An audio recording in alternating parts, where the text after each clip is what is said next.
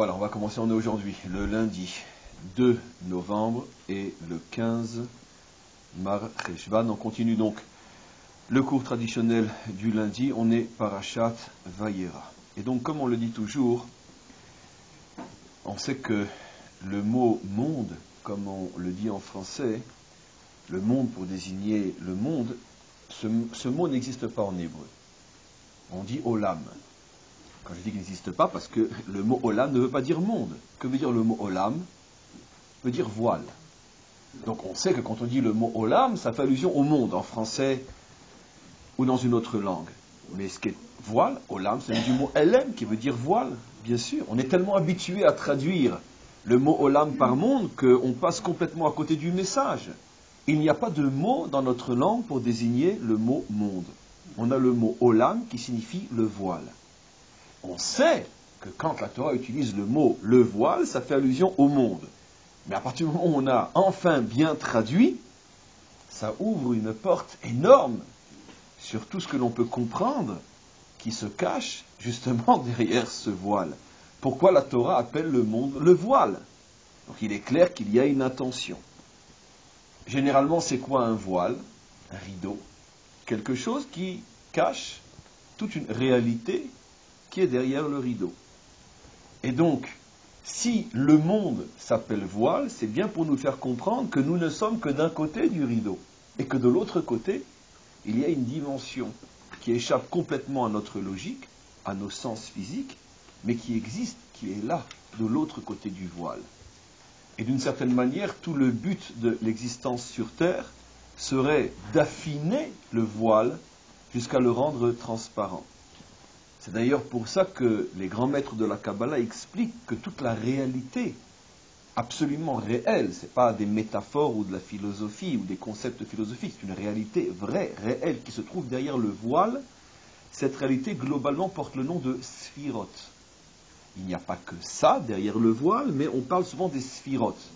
Là encore, très rapidement, comment on est habitué à traduire le mot Sphirot, les sphères, ou d'ailleurs c'est le même mot, c'est pour ça que vous faites bien de le traduire comme ça, non, le mot sphère vient du mot sphira, mais on a plutôt l'habitude de traduire par les attributs divins.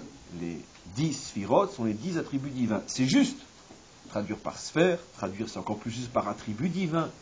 Mais là encore, par ce défaut de traduction, on passe aussi complètement à côté du sens du mot lui-même, car comme j'explique toujours et toujours et toujours, l'hébreu est une langue extrêmement riche en ce sens que le mot lui-même est porteur de son sens. En français, quand vous dites le mot table n'indique rien.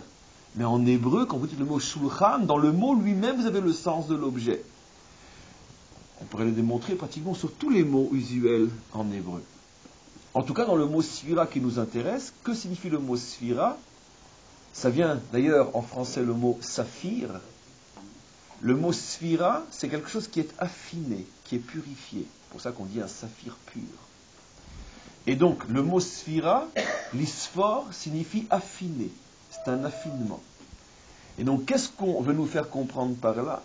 Que pour pouvoir avoir accès à cette réalité qui est derrière le voile, il faut faire l'effort de sphira, c'est-à-dire d'affinement, d'affiner le voile au point qu'on puisse voir ce qui se passe derrière. Avoir accès à ce qui se passe derrière, ça a toujours été le rêve, parfois réalisé, parfois à demi réalisé, de tous les grands maîtres d'Israël. Les prophètes, par définition, sont arrivés de l'autre côté du rideau. Ils sont arrivés à percevoir ce qui se cache derrière le rideau. Parmi les prophètes, il y a de plus ou moins grands prophètes, c'est-à-dire des maîtres qui sont arrivés à affiner plus que d'autres le voile, et donc qui ont atteint la pureté des sphirotes les uns plus que les autres. On sait que le plus grand de tous les prophètes était bien sûr Moshe, qui lui a atteint le maximum d'affinement au niveau de sa perception, au point qu'il est le seul au sujet duquel il est dit qu'il a vu panim bepanim, comme un face-à-face. C'est-à-dire quand tu le vois face-à-face, tu n'as pas de doute, tu reconnais véritablement l'identité. C'est-à-dire qu'il est arrivé à une perception totalement claire de ce qu'il y a de l'autre côté du voile. En dessous de lui, les autres prophètes. Encore en dessous des prophètes, les maîtres d'Israël. qui n'étaient pas forcément des prophètes, mais qui avaient ce qu'on appelle le Ruach HaKodesh, l'Esprit Saint. C'est-à-dire qu'ils arrivaient à ressentir, à traverser par, on pourrait dire, par la puissance de l'Esprit, pas forcément par la puissance de l'œil. Ce n'étaient pas des prophètes, ils ne voyaient pas, mais ils ressentaient, ils comprenaient ce qui se passait derrière le rideau.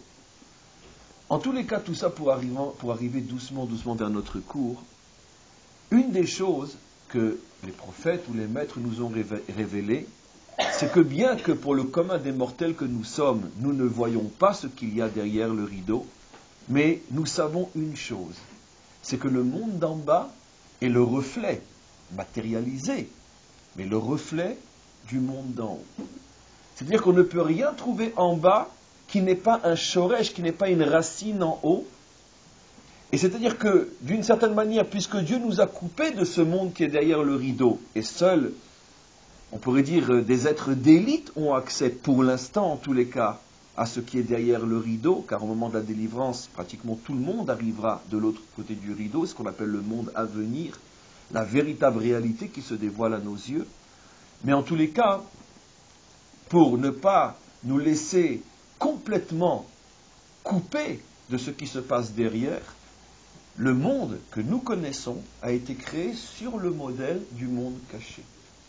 De manière à ce que, sans le savoir, nous évoluons dans les mêmes vérités, dans les mêmes principes que dans le monde d'en haut, et pour nous aider aussi, et aider ceux qui arrivent à traverser le rideau, les aider à comprendre ce qui se passe derrière, tout simplement parce que quand on a une bonne analyse, une bonne compréhension du monde visible, on peut arriver à déduire ce qui se passe dans le monde d'en haut.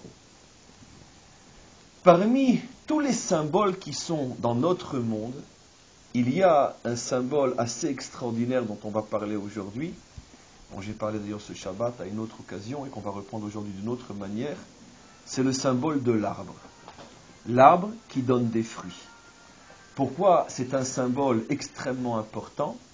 Parce que de toutes les choses auxquelles sont comparés l'homme, et l'homme dans le Tanakh, dans la Bible, dans son ensemble, est comparé à énormément de choses, la Torah a choisi pour définir ce qu'est l'homme, l'arbre. Comme on le sait, il y a un verset qui dit « Ki ha'adam etz hasadeh ».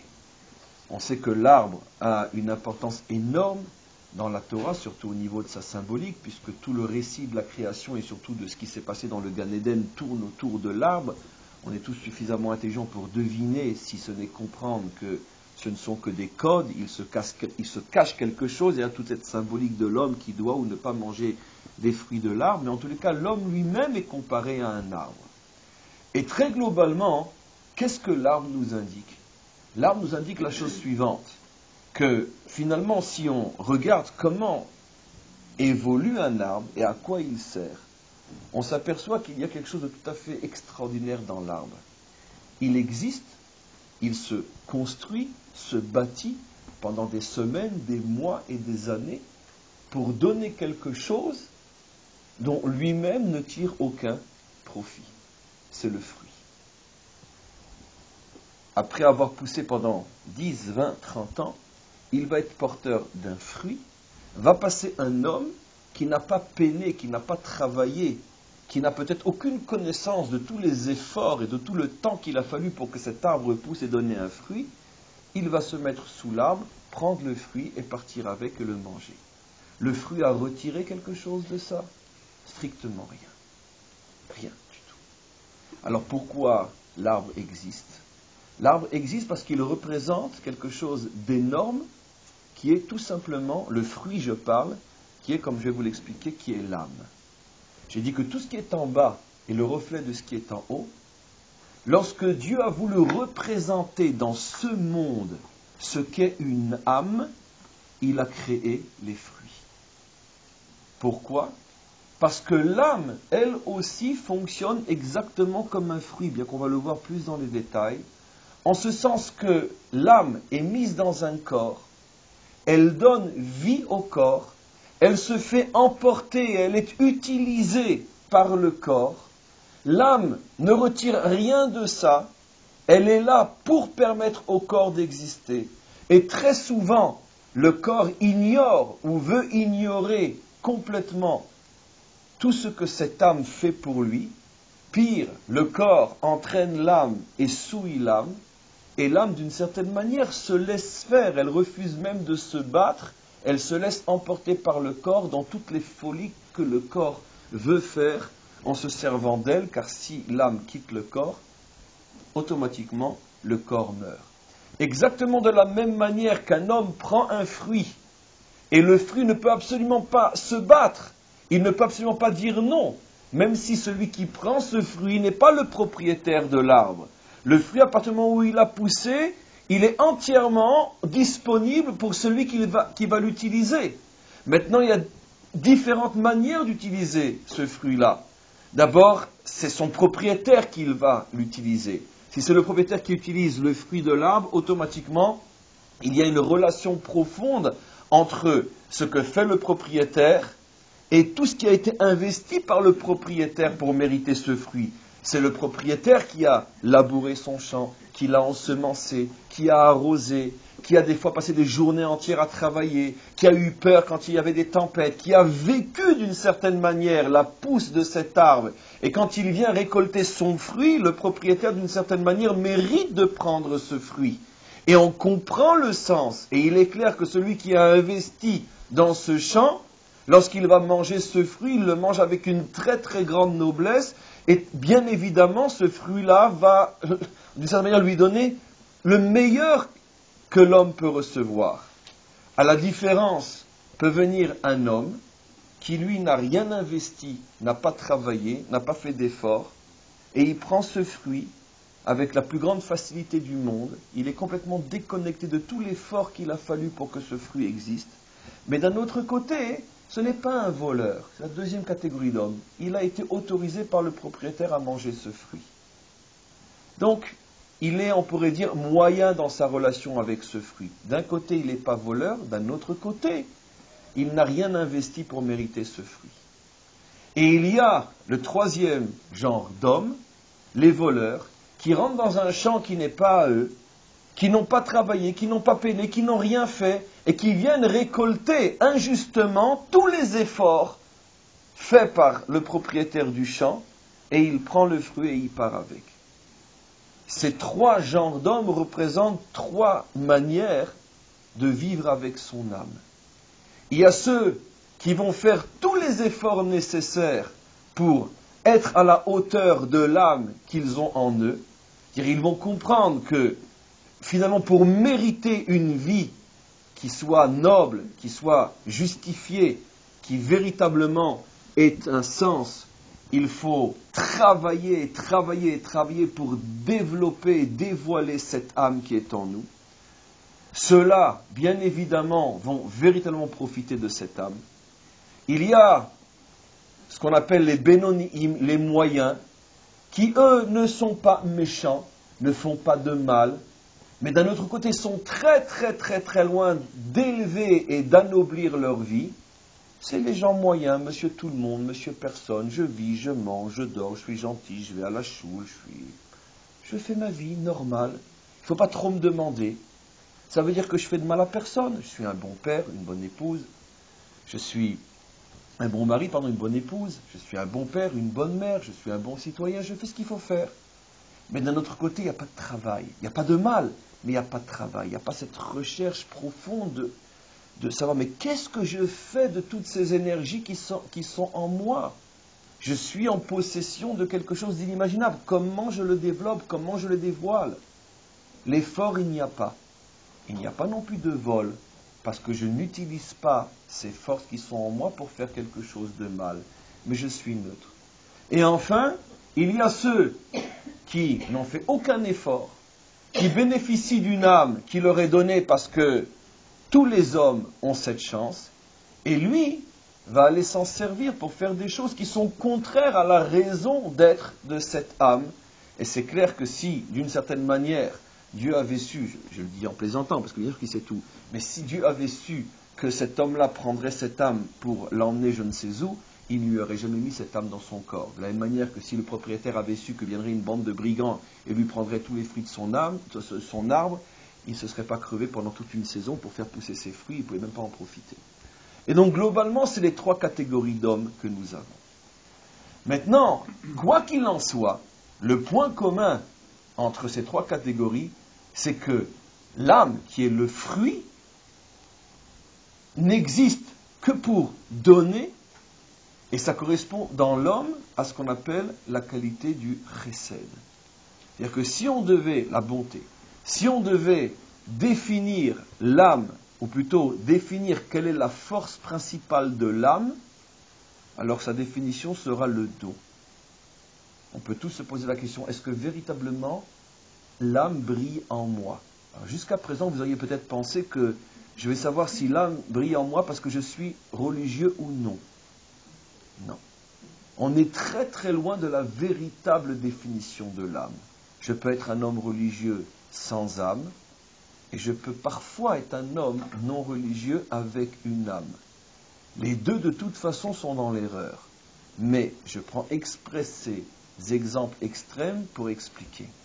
L'âme, si elle est comparée par nos maîtres à un fruit, c'est pour nous faire comprendre que, essentiellement, la lumière de l'âme, c'est la lumière du don. Être capable de se donner, être capable de donner. Tant qu'un homme n'a pas cette force en lui, à ce moment-là, il lui manque cette lumière de l'âme. Et donc, on est très très loin de la seule et unique définition, est-ce que je suis un homme religieux ou non? Je peux être un homme religieux et être un monstre d'égoïsme et d'avarisme. Je peux être un fanatique, je peux être un extrémiste, je peux être un homme intolérant, dans toutes les religions, y compris dans la nôtre.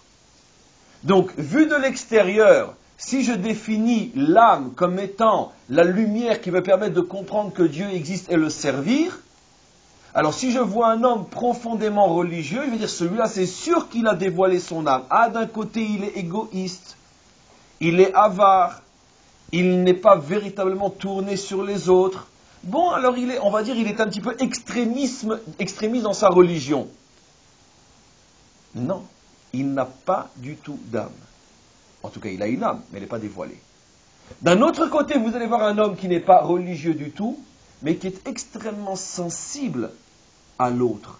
Il est extrêmement sensible à ce que je dois faire sur terre. Il ne peut pas passer sa vie comme quelqu'un d'indifférent et autour de lui, il peut se passer X choses et il ne se sent pas concerné. Il ne peut pas, il est constamment interpellé. Celui-là a une âme. Mais lui aussi a un défaut. C'est que chez le premier, il y a un corps sans âme. Chez le deuxième, il y a une âme sans corps. C'est-à-dire que le premier a le corps qui aurait permis à l'âme de briller dans toute sa puissance, puisqu'il est entre parenthèses religieux. Donc il crée les réceptacles à l'intérieur desquels, si l'âme se dévoile, ça va devenir un véritable juste, avec un grand J. Mais d'un autre côté, il s'est attaché essentiellement à créer le corps, mais il a oublié l'essentiel, l'âme. Et c'est un corps sans âme. L'autre, pour des raisons X, a une sensibilité nishmatique énorme. Il sent son âme, il exprime son âme. Et je viens de dire qu'une âme qui s'exprime, c'est automatiquement les yeux qui s'ouvrent sur le monde. C'est ça l'âme, c'est un fruit. Je n'existe que pour être pris, que pour faire profiter aux autres. Mais il lui manque à lui le corps. Il n'a pas de réceptacle. Dans la mesure où son vécu est un vécu qui n'est pas celui que la Torah demande, automatiquement cette âme reste on pourrait dire une énergie céleste qui n'a pas véritablement de prise sur le monde. Résultat des courses, les deux sont morts. Parce qu'il y a deux possibilités, il y a deux manières de mourir. Soit tu enlèves le corps de l'âme, soit tu enlèves l'âme du corps, ça revient au même. J'explique. On meurt de deux manières. Soit de vieillesse, ou de maladie, c'est plus ou moins la même chose, c'est une vieillesse accélérée, ou d'accident. Regardez, il n'y a pas une autre manière de mourir. Quand tu meurs de vieillesse, c'est l'âme qui s'en va du corps, et quand tu meurs d'accident, c'est le corps qui s'en va de l'âme, puisque tu as frappé le corps, tu l'as arraché à l'âme, puisque normalement, il n'y avait aucune raison qu'ils se séparent. Et donc ces deux manières de mourir, encore une fois, ce sont des messages par rapport à un vécu. Il y a des hommes qui vivent accidentés, et il y a des hommes qui vivent on pourrait dire, il meurt de vieillesse. C'est-à-dire, un homme qui vit accidenté, c'est quoi? Eh bien, c'est un laïc qui a une âme, qui est profondément bon, mais il a bousillé son corps. Il a fait un accident de voiture. C'est quoi son accident de voiture? C'est qu'il ne mange pas cachère, il profane Shabbat, etc., etc. C'est-à-dire que par rapport à son âme, il est extraordinaire. Mais il ne se rend pas compte qu'il est gravement accidenté, il n'a plus de corps. Pourquoi? Parce qu'il a foutu son corps en l'air par ses fautes. C'est une vie accidentée, sur le plan symbolique. D'un autre côté, tu as des morts vivants, des gens qui, vus de l'extérieur, ont tout le cadre de ce qui permet à une âme de briller. Le corps est en bon état, il n'y a pas eu d'accident, il a ses deux jambes, il a ses deux bras, il a tout, sa tête, son cœur, mais il meurt quand même. Pourquoi? Il a 120 ans et l'âme a fait son temps et elle quitte le corps. Tu regardes le corps, aucun membre n'est abîmé. Il y a énormément de gens qui meurent avec un corps en parfait état sur le plan purement biologique. Mais l'âme ne peut plus être dans ce corps. Il y a des gens qui ont 30 et 40 ans qui, sur le plan, on pourrait dire symbolique, ont en 120. Ils sont déjà morts, mais morts de vieillesse. Donc dans les deux cas, de toute façon, on a un problème. Alors maintenant, essayons de comprendre plus ce qui se passe. Puisqu'on a expliqué que l'âme ressemble à un fruit, on s'aperçoit aussi, toujours selon la symbolique du bas vers le haut, qu'il n'existe pratiquement pas, pour ne pas dire absolument pas, de fruits sur terre qui n'ont pas une écorce. Là aussi, essayons de comprendre quel est le message. Comment se fait-il que nous ne trouvons pas sur terre un fruit qui ne serait que fruit? Même les fruits dont l'écorce est mangeable, comme une pomme, c'est malgré tout une écorce. Comment?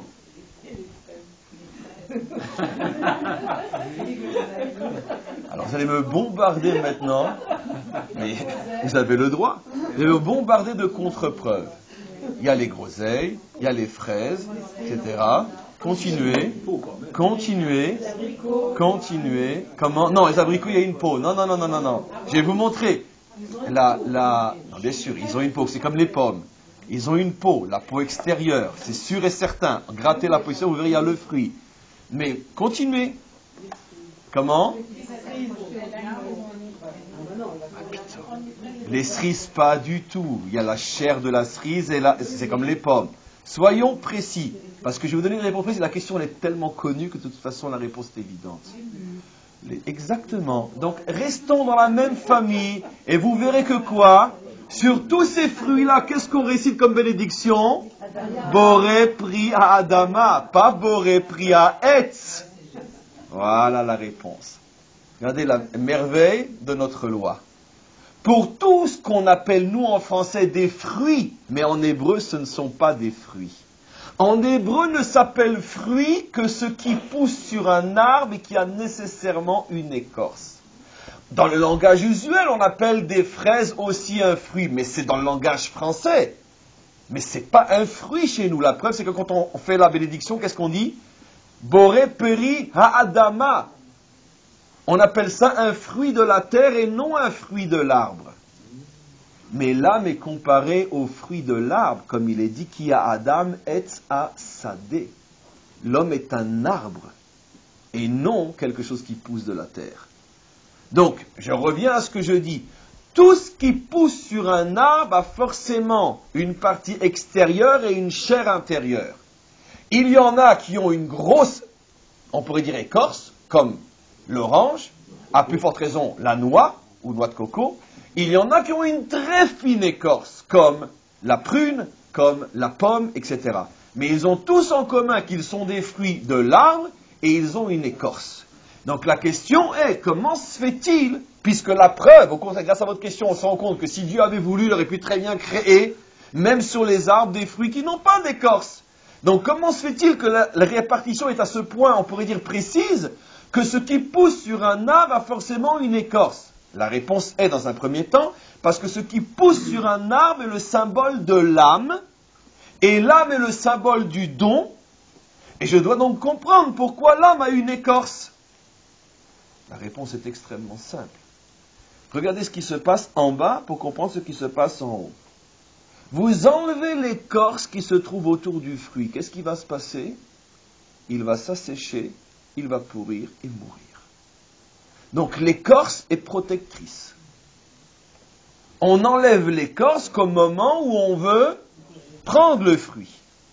Mais l'écorce, elle est là avant toute autre chose pour protéger le fruit.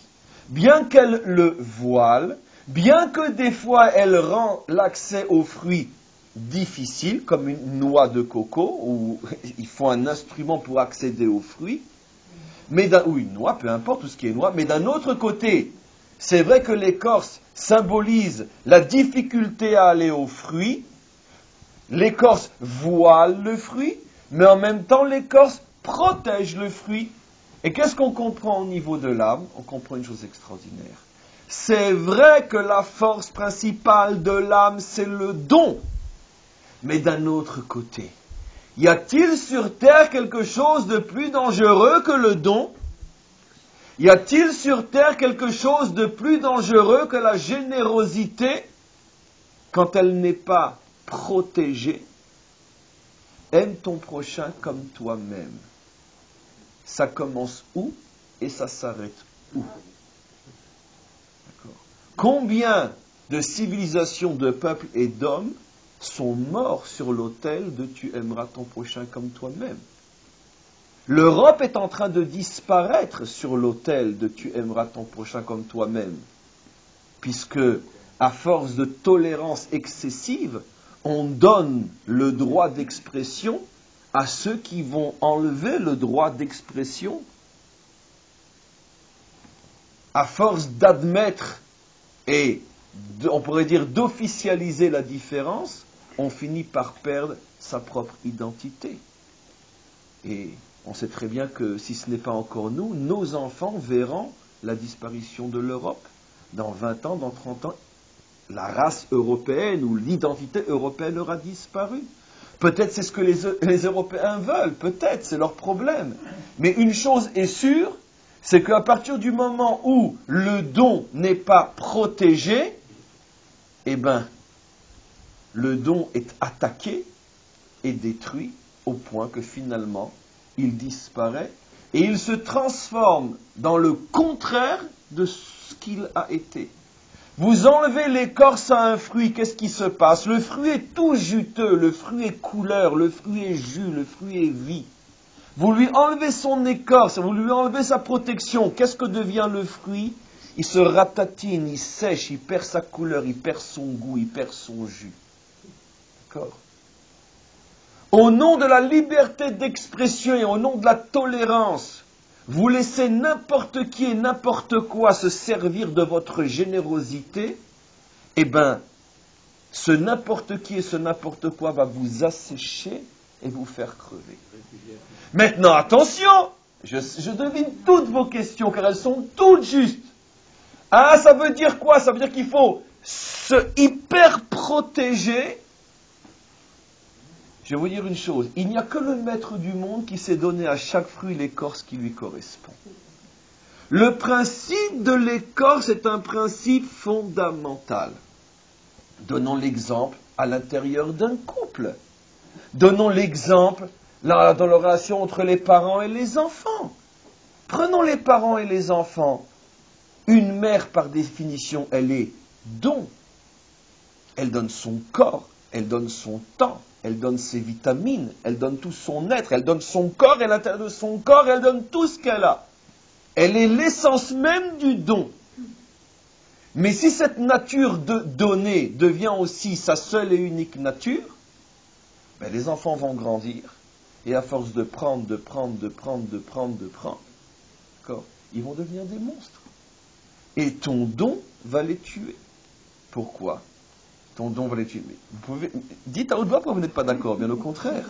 Je veux dire, toute la civilisation moderne est bien la preuve que si on n'a pas des freins dans le don, on arrive à une catastrophe. C'est absolument impossible d'avoir un don sans frein. Tout le problème est de savoir jusqu'où va le frein. Faut-il ouvrir les frontières aux Africains Mais pourquoi vous croyez que je parle de ça? Regardez, c'est exactement ce que je vais dire maintenant. Le débat dans lequel on patauge tous aujourd'hui, ici, et c'est certainement pas à nous que Dieu nous préserve d'une telle erreur de trancher, surtout dans le cadre d'un cours, qu'est-ce qu'on fait de tous les enfants d'immigrés qui sont nés plus ou moins illégalement dans ce pays, etc., etc. D'accord? Qu'est-ce qu'on fait? C'est pas à nous de trancher parce que de toute façon on ne connaît rien, on ne comprend rien, en ce moment on n'a pas les éléments pour trancher. Mais le problème se pose. Qu'est-ce qu'on fait? Qu'est-ce qu'on fait? Alors on pourra dire, mais de toute façon, bon, pour 1000 enfants, c'est pas encore très grave. Mais le problème, c'est que tu crées peut-être un principe qui demain va devenir 5, 10, 15, 30, 50 000, 100 000 enfants.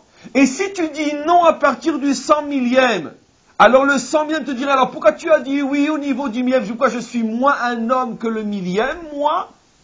Je suis moins en danger si tu me jettes dans mon pays que le millième? Pourquoi mon oreille est différente de celle du millième? Où commence le principe et où s'arrête le principe? On ne peut pas trancher. Mais regardez ce que fait le maître du monde. Il a créé 3 sortes d'écorce. L'écorce dure qu'on doit casser pour atteindre le fruit. L'écorce qu'on ne peut pas manger mais qui n'est pas dure, qui s'enlève uniquement comme celle de l'orange. Elle n'est pas mangeable, mais en venant de la casser, elle s'enlève facilement. Et l'écorce qu'on mange comme celle de la pomme. Il n'y a pas de 4e écorce. Qu'est-ce que cela nous indique? Il y a des fois où il faut que l'écorce soit solide, comme celle d'une noix. Et d'une certaine manière, il faudrait presque faire violence pour arriver au fruit. Il y a des fois où tu n'es pas autorisé à présenter ton fruit avec une telle écorce, mais malgré tout, protège-toi avec une écorce qui en est une et qui n'est pas mangeable, même s'il ne faut pas la casser pour atteindre le fruit. Et il y a des fois où on te demande d'avoir une écorce extrêmement légère, au point qu'elle soit mangeable comme le fruit, mais ça n'en est pas moins, même à ce moment-là, une écorce.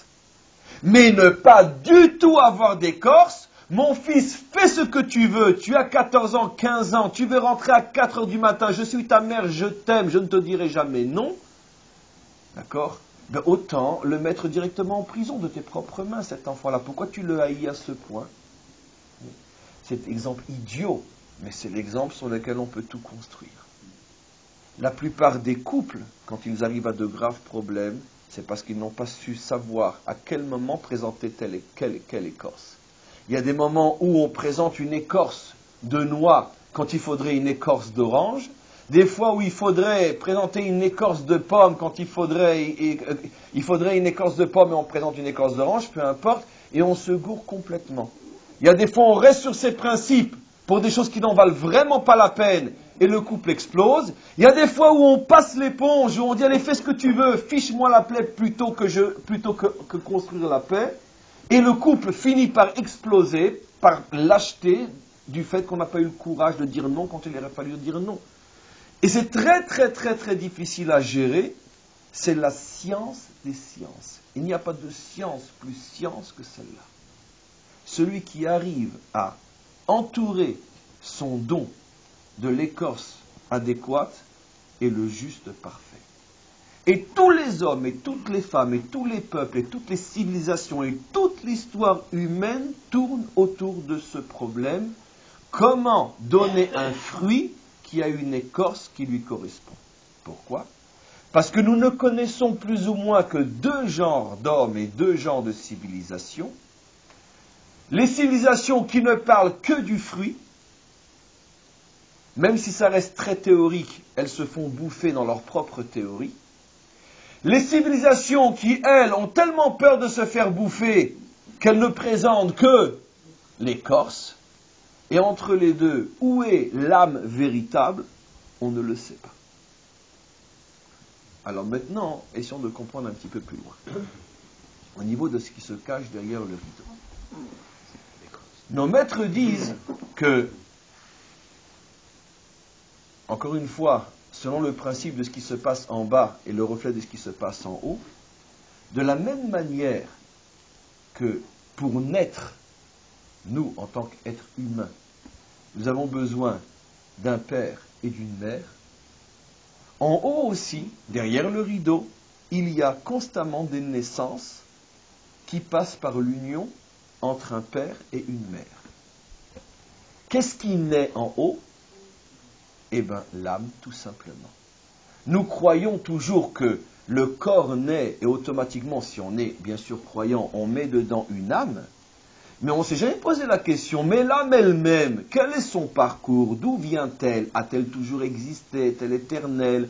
A-t-elle un commencement? Et si oui, elle a un commencement, d'où vient-elle? Eh bien, sachez que le bas n'est que le reflet parfait du haut. De la même manière qu'on crée des êtres en bas, on crée des êtres en haut. Sauf qu'en bas, un être s'appelle Yehuda ou Sarah, et en haut, il s'appelle une âme, Neshama.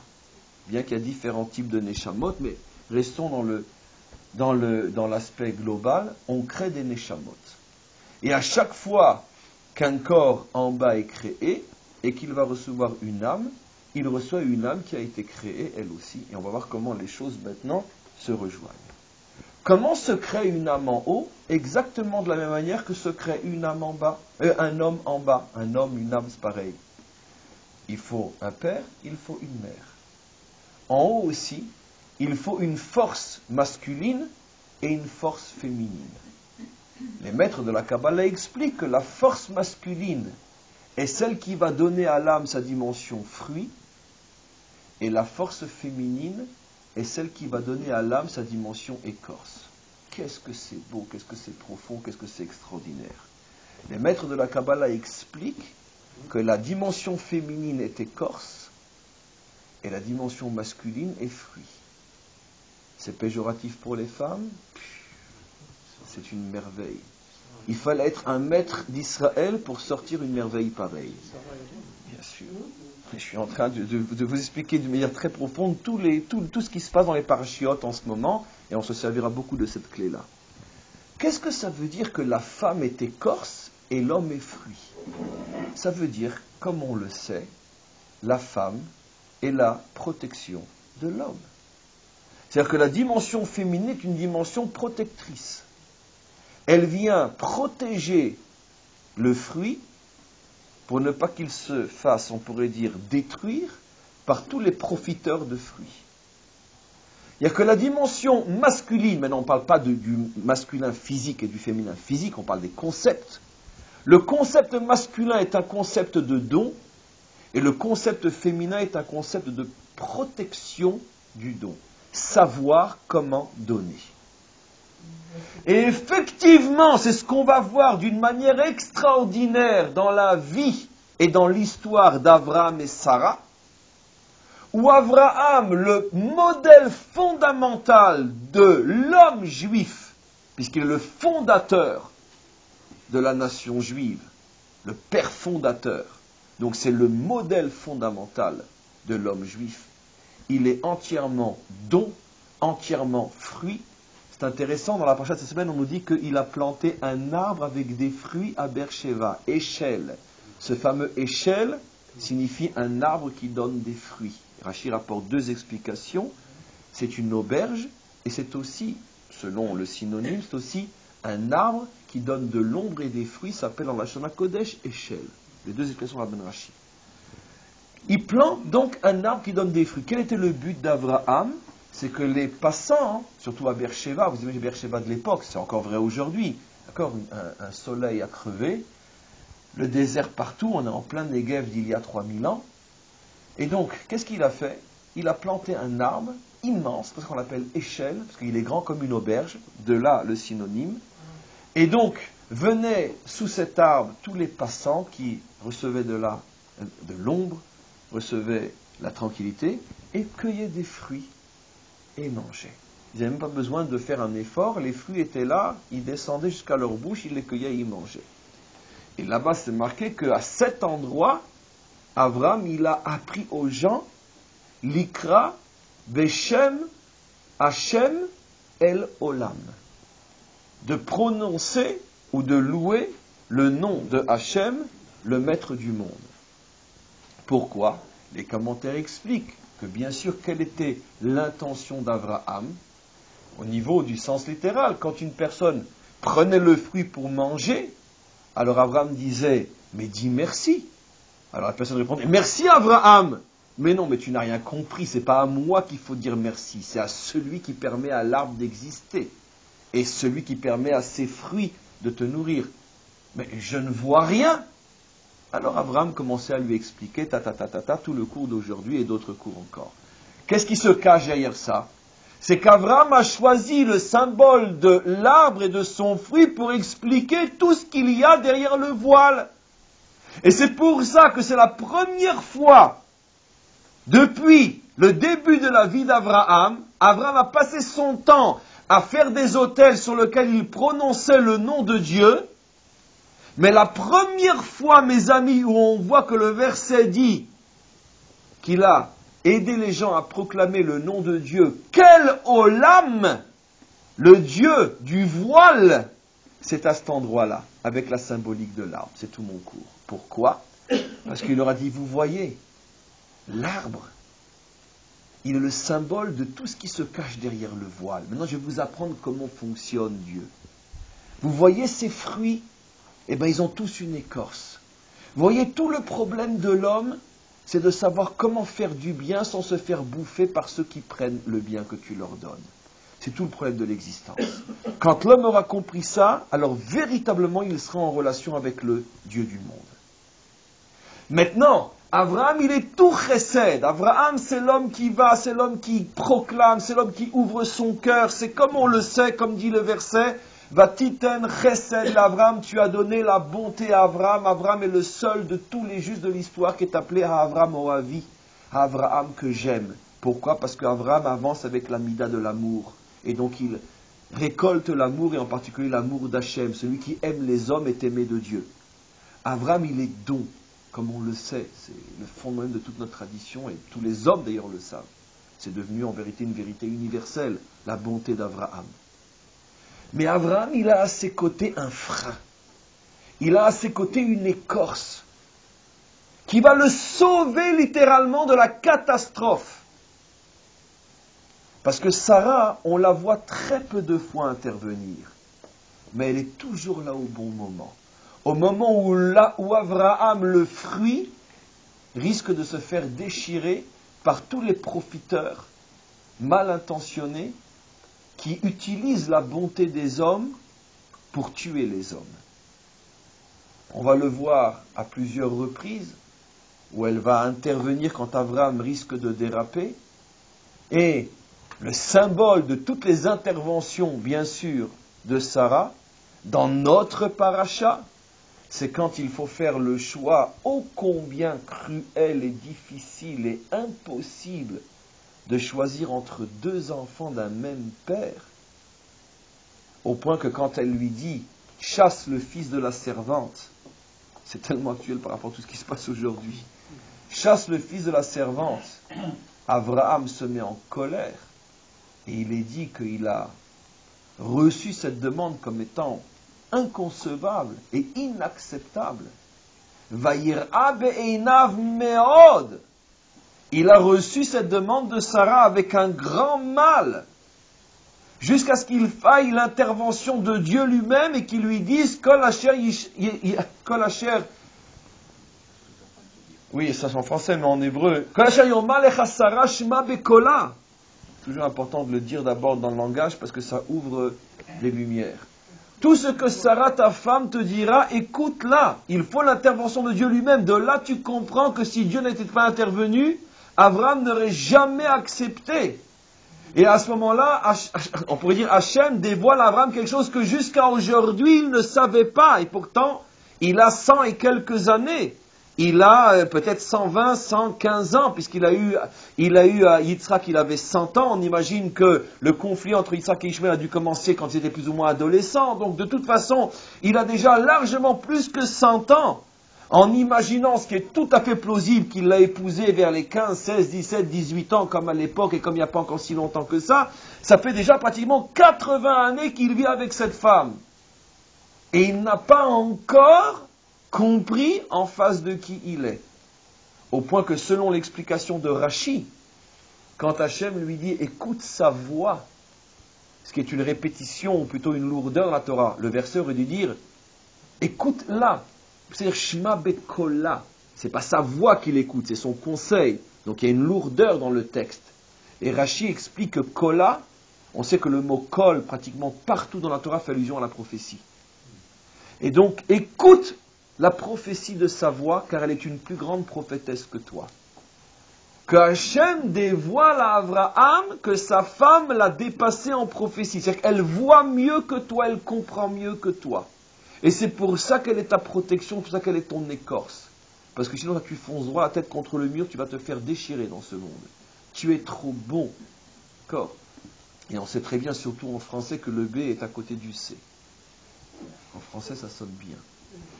Et donc, tu es trop bon, et fais attention d'avancer d'une lettre de plus, et ce que tu vas devenir. Et donc, automatiquement, certainement que le bon Dieu connaissait le français. Et donc, elle est sa protection. Mais pour ça, il faut un niveau de prophétie inimaginable.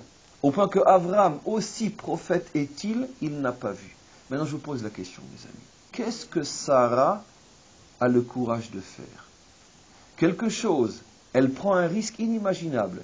Si Dieu n'intervient pas, elle a rayé sa vie. Elle est morte, elle est finie. Elle va être retenue dans l'histoire comme une mégère, une sale femme. Je vais vous raconter l'histoire de ça, vous allez comprendre. Prends la servante, parce que par le mérite que je te permets d'avoir un enfant avec elle, d'accord, peut-être que par ce mérite-là, moi aussi j'aurai un enfant de toi. Très bien. Prends la servante, elle a un enfant. L'enfant grandit, et on le sait, est véritablement aimé de son père. Abraham aimait et a toujours aimé profondément Ishmaël. D'un amour véritablement profond, sincère et énorme. D'où on le sait, j'ouvre une parenthèse, aussi de notre paracha. À la fin de la paracha, le dernier passage de la paracha, comme vous le savez, c'est la Hakeda, le sacrifice. Et Dieu dit à Abraham, c'est une lourdeur dans le texte, Karna et bincha et yechidecha asher ha'afta et Yitzhak. Waouh! On dirait un Tunisien qui parle. Dis les choses tout de suite. Prends Yitzhak, c'est tout. Non. Prends ton fils, ton unique que tu aimes, prends Yitzhak. Pourquoi? Alors, quand il lui dit prends ton fils, Abraham dit mais j'ai deux fils. Tiens, il considère le deuxième comme son fils aussi. Au même niveau. Bon, Hachem dit tu comprends pas, je vais te préciser. Yechidecha, ton unique. Il lui dit mais j'en ai deux uniques moi, hein. Un, il est l'unique de Sarah, l'autre est l'unique d'Agar. Que tu aimes! Mais je les aime tous les deux. Prends Yitzhak, tu n'as rien compris. À quoi Dieu s'amuse? Dieu s'amuse entre autres à nous faire comprendre, à faire sortir d'Abraham combien il aime Ishmaël. Pour ne pas qu'on tombe dans cette vision, on pourrait dire complètement falsifiée, de voir dans Ishmaël biblique, un monstre, un bandit, un voyou qui est juste bon à se faire jeter. Non. La Torah a le courage, la force et l'honnêteté de nous dire la vérité. Ce sont les hommes qui falsifient la Torah, mais la Torah dit la vérité. Le Ishmaël biblique est aimé de son père. Il est aimé jusqu'au dernier jour de sa vie, il aime cet enfant. Et quand Dieu lui dit, ton fils, ton unique, que tu aimes, il pense encore à ce petit Ishmaël. Donc on ne nous raconte pas d'histoire. Et donc vous imaginez Sarah qui prend la responsabilité, maintenant qu'elle a son propre fils, de dire jette-les. Qu'est-ce qu'un homme normal fait? D'accord? Il la prend, il la met par la fenêtre. Il dit sale petite ingrate. Maintenant que je l'ai prise pour épouse, qu'elle m'a donné un enfant que j'aime, et que toi maintenant tu as le tien, au lieu de dire merci au bon Dieu, tu me dis jette-les. Mais tu es une goujat. Comment tu te comportes? Surtout dans le contexte biblique où il n'y a aucun problème d'avoir plusieurs femmes et des enfants de plusieurs femmes en même temps. Donc dans le contexte biblique, il n'y a aucun problème. Regardez le courage fou et suicidaire de Sarah qui prend le risque de se faire traiter par son mari pour toute l'histoire, parce qu'elle ne sait pas que Dieu va intervenir. Elle ne le sait pas. C'est-à-dire qu'elle se suicide. Et si le bon Dieu décide de se taire, elle est morte. Elle a fini sa carrière. Non, elle y va. Parce qu'elle sait qu'elle a raison. Elle sait qu'elle a raison, mais qu'elle se met dans une situation que le monde entier ne pourra comprendre. Et elle a eu le miracle que Dieu est intervenu pour elle. Mais ça, elle ne pouvait pas le savoir. De là, mes amis, on apprend un principe inimaginable.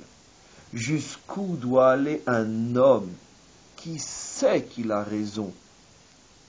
Jusqu'où il doit aller en sachant qu'il va être sali, qu'il va être critiqué, qu'il va être attaqué? Non, la vérité n'a pas de prix. Elle n'a pas de prix. Quand tu sais que tu as raison, ne te dis pas, oui, mais qu'est-ce qu'on va penser de moi? Oui, mais on va me critiquer. Oui, mais on va me salir. Oui, mais on va me mettre au banc de la société. Non. Effectivement, c'est ce qu'on appelle la Messirut Nefesh. Mes amis, il y a deux manières de se sacrifier pour la vérité. L'une plus difficile que l'autre. Celle que nous connaissons tous, c'est celui qui monte sur le bûcher pour son Dieu et qui meurt en disant Shema Yisrael Hashem Elokeinu Hashem Echad. C'est très dur, ça fait très mal. Mais il y a un sacrifice beaucoup plus dur encore. C'est quand tu es capable, pour ce à quoi tu crois, de sacrifier ton nom. Sacrifier ce qu'on pense de toi. Ça, c'est beaucoup plus dur. Pourquoi? Parce que quand tu meurs réellement pour Dieu, ça fait mal 5, 10 minutes, 1 heure, peu importe, mais ça s'arrête. Et après, tu remercies presque ceux qui t'ont brûlé, parce que où tu te trouves après. Mais quand tu dois des années entières et une vie entière être mis au banc des autres pour ce à quoi tu crois, et que tous les jours on te prend pour un idiot, et on t'insulte et on te poursuit, et tu as beau crier que c'est toi qui es dans le vrai, eux dans le mensonge, personne ne l'accepte, et que tu acceptes les affronts jour après jour, c'est un sacrifice qui dure et qui dure et qui est insupportable. C'est ce que Sarah a indiqué aux hommes. Elle leur a montré, mes amis, la vérité, c'est pas une chanson.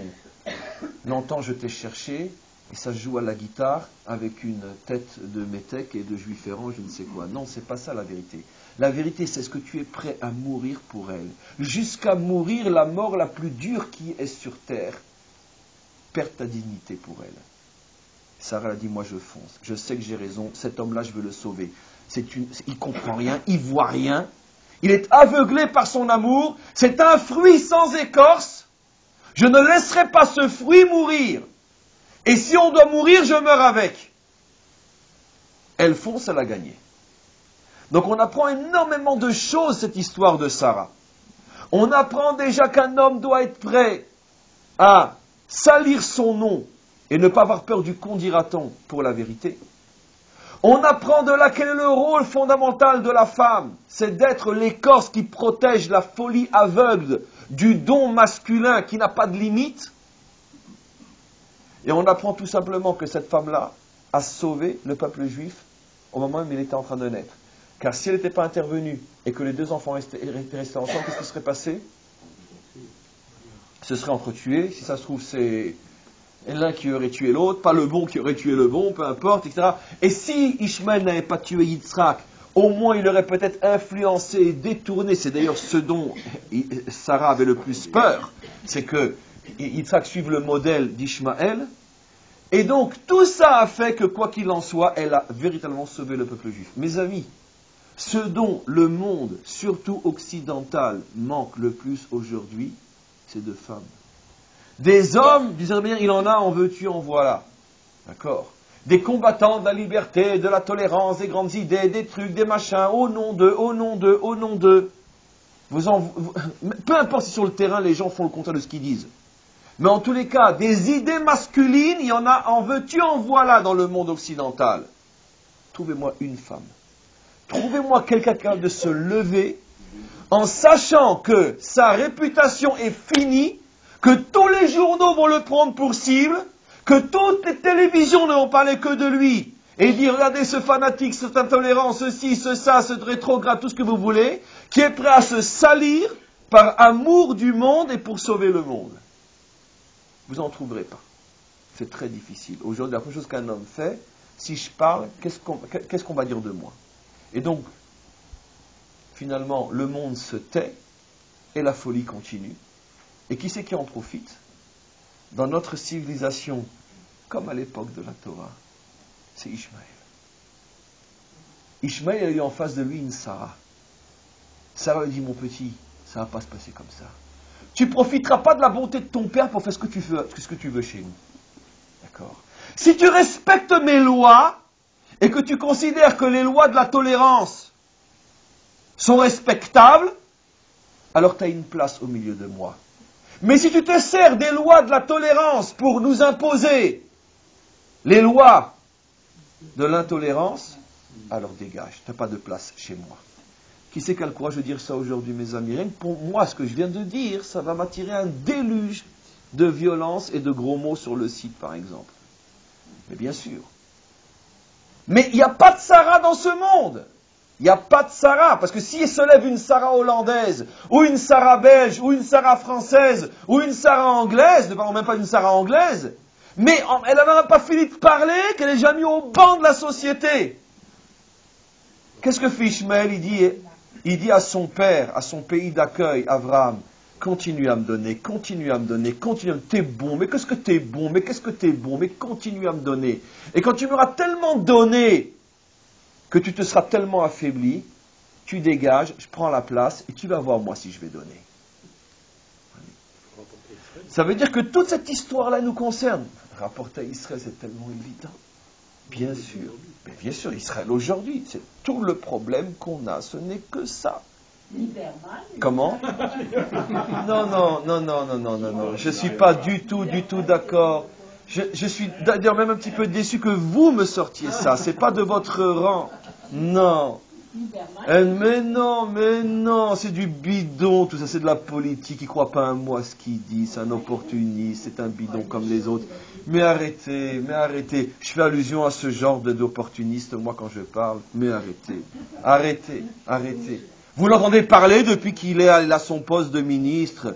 Avant qu'il soit ministre, il y en avait. Aujourd'hui, il est comme tout le monde. Il prend sa paye à la fin du mois, sa Volvo, il est comme tout le monde.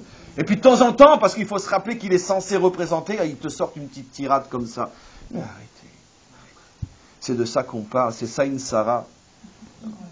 Donc en vérité, j'espère que ça n'a pas été entendu de qui vous parliez jusqu'à mon micro. Donc on ne le dit plus de qui on parle, on n'a pas entendu le nom. Mais en tous les cas, arrêtez. Une vraie Sarah, c'est pas ça.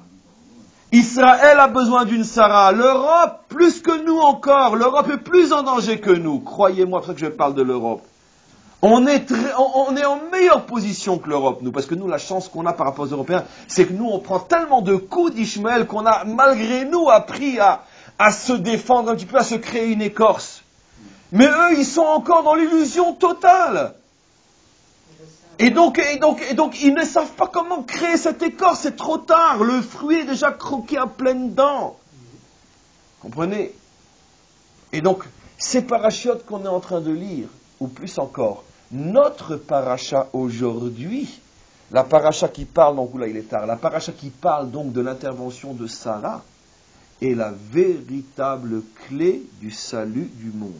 Si l'Europe ne veut pas mourir, si le monde ne veut pas mourir, si Israël ne veut pas mourir, si d'une manière générale l'homme ne veut pas mourir, il a besoin de se créer sa Sarah, et c'est de là que vient le salut du monde. Mes amis, dire à ma manière, c'est pas un homme qu'on attend comme Mashiach, mais c'est une femme. Et c'est peut-être ce à quoi faisait allusion le Zohar lorsqu'il dit, dans un langage incompréhensible, sauf si c'est la clé que je donne aujourd'hui, que le Mashiach aura une âme de femme. Il est, selon le langage du Zohar, mais alma de nukva. C'est en araméen, mi olam aisha. Nekeva nukva. Une femme nekeva. Le Zohar dit que le Mashiach aura une âme qui vient, mais alma de nukva. Ça veut dire quoi? Ça veut dire il sera la Sarah qui va sauver le monde. C'est quoi sauver le monde? Oui, faire du chesed, oui, donner, mais protéger, pas à n'importe quel prix. Tu ne peux pas donner à celui qui te